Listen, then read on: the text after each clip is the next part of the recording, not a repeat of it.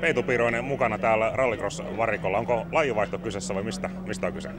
No ei ole tosiaan lajivaihto kyseessä, että ihan edustushommista täällä, että Monsterin kanssa tuli vähän moikkaa Monsterin managereita ja sun muita. Että ollut pitkä kausi, että just vasta tuli reissusta. Kesälomilla. Mitäs motorsportti vaikuttaa?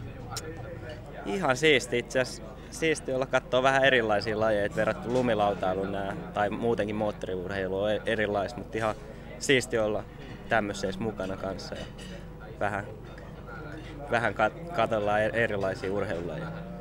Sulla on kirjahylly täynnä voittopokaaleja ja kultaa ja kunnia. Mitäs tulevan talven tavoitteet ja minkälainen valmistautuminen siihen on?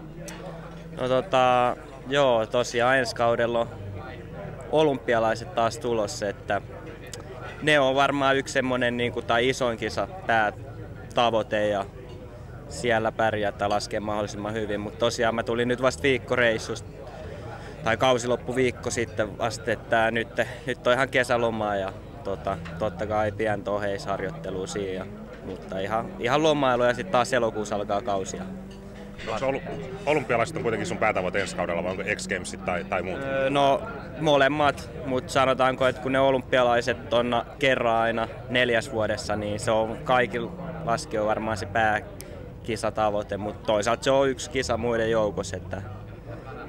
Mutta X Gamesit ja olympialaiset, siinä on 2 isoa kisaa.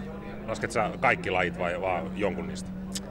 Mä yritän laskea molemmat, mitä siellä on, että pipe ja slowstyle. Slowstyle on uusi nyt olympialaisissa, että molempia yritetään.